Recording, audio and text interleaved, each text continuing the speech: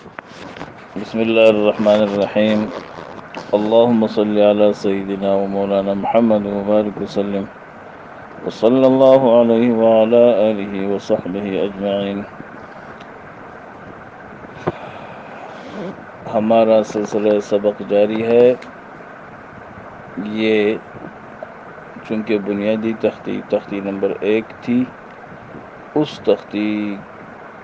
اس تختی کی مشق کے لیے صاحب نورانی قاعدے والے نے 2 تختیاں اور رکھی کہ ان حروف جو 29 حروف ہے ان کے نام صحیح یاد ہو جائیں.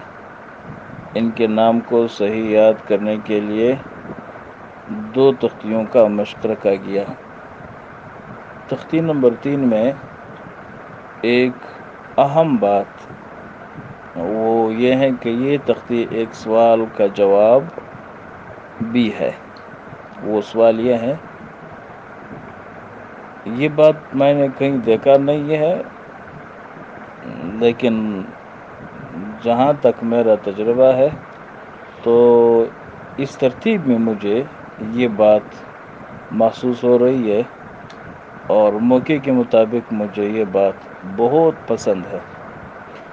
وہ سوال یہ ہے کہ اگر کسی نے سوال کیا ہے کہ بھائی آپ نے الف سے یا تک حروف کے نام رکھے ہیں، الف با، اس کو بے نہیں پڑھتے ہو، اس کو کوئی اور نام نہیں دیتے ہو، تھا ثا جیم تے سے اس طرح آپ نہیں پڑھتے ہیں.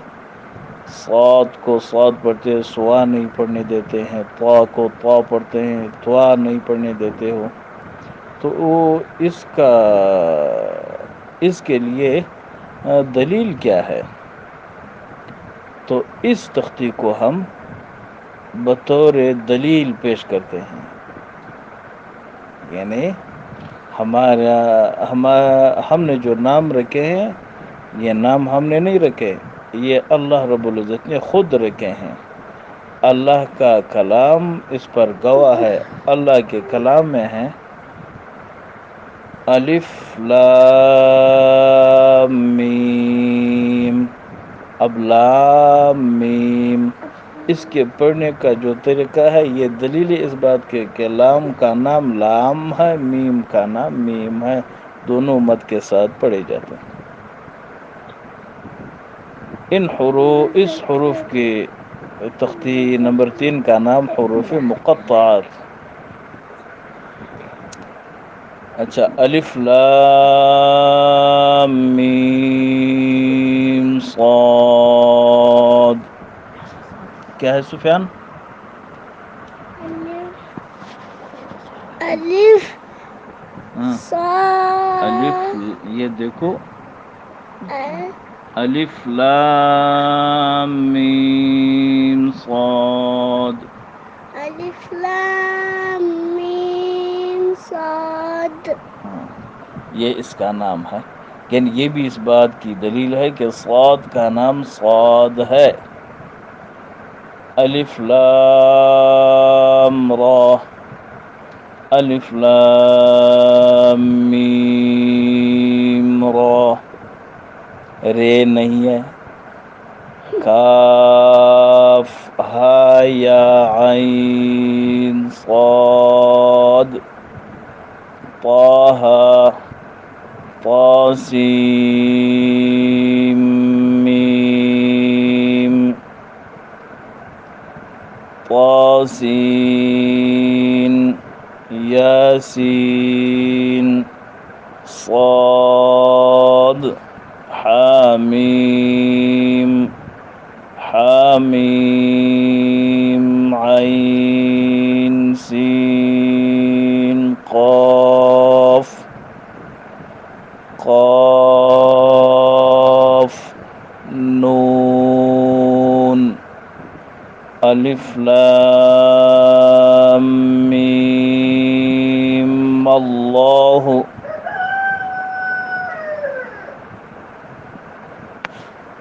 الف لام میم اللہ، یعنی اس میں الف لام میم اللہ، دو نام نہیں کہ آپ ایک میم کو اور دوسری میم کے ساتھ شد کر کے پھر آگے پڑھیں گے، نہیں، میم کا شد لام کی وجہ سے ہے، الف لام میم،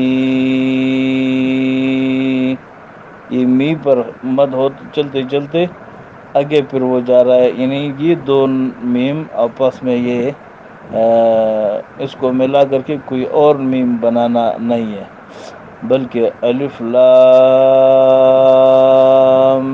میم اللہ، لفظ اللہ سب سے جتنے بھی حروف ہے جو موٹے پڑے جاتے ہیں، سب سے زیادہ تفخیم پر پڑھنا یہ لفظ اللہ میں ہے، جب اس سے پہلے زبر یا پیش ہو۔ یہ حروف مقطعات کی تختی ہو گئی۔ آگے اس میں دو باتیں اور ہیں، وہ یہ ہے کہ حروف مقطعات کی تختی میں جو مد ہے، تو مد کی تقسیم کیا ہے، مد کی کتنی قسمیں ہیں اور ان کو کس طرح پڑھا جاتا ہے، تو یہ بات یہاں حل کرنے کی نہیں، یہ انشاءاللہ ہم آخر میں پڑھیں گے۔ یہاں اتنی سی بات یاد کرنے کی ہے کہ یہ سارے کے سارے مد ہیں، اور یہ سارے کے سارے جتنے بھی ہمارے سامنے ہیں یہ سارے مد لازم ہیں، 3 الف یا 6 حرکات کی مقدار اس کو کھینچا جاتا ہے۔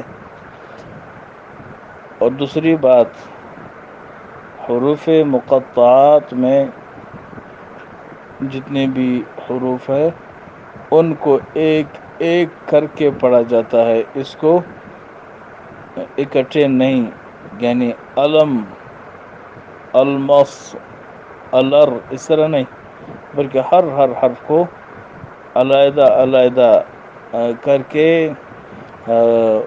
پڑھا جاتا ہے، ایک ایک کر کے پڑھا جاتا ہے۔ مرکب اس کو بنانے کے دوران بھی، یعنی یہ ہے تو مرکب حروف، لیکن یہ مرکب کے بجائے مفرد پڑھے جاتے ہیں، ایک ایک کر کے پڑھے جاتے ہیں۔ مزید اگر کسی کے ذہن میں کوئی سوال ہو تو اس سوال کو واضح کر کے ضرور پوچھ سکتے ہیں، جو پوچھنے والے ہیں وہ سیکھنے والے ہیں، جو خاموش رہنے والے ہیں وہ خاموش ہو کر کے رہ جانے والے ہیں۔ ہمارا جو سبق نمبر 1 جس عنوان سے ہم نے شروع کیا تھا، سبق نمبر 1، اس کا عنوان تھا ادائے حروف بے اعتبار اسماء حروف۔ ہمارا وہ سبق آج کے اس تختی پر مکمل ہو گیا، الحمدللہ۔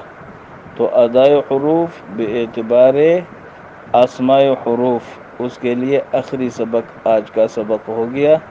کل سے انشاءاللہ العزیز ابھی سے یہ تیاری کریں کہ کل سے ہمارا دوسرا سبق شروع ہو رہا ہے، کیونکہ نورانی قاعدے کے کل کتنے اسباق ہیں؟ صرف 3 بس۔